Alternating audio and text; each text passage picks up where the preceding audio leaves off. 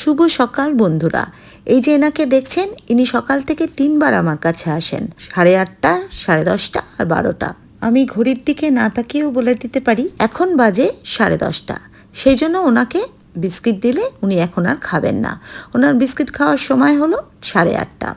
এখন ওনাকে কাঁচা মাছ বা মাংস দিতে হবে, সেটা নিয়েই উনি খুশি থাকবেন।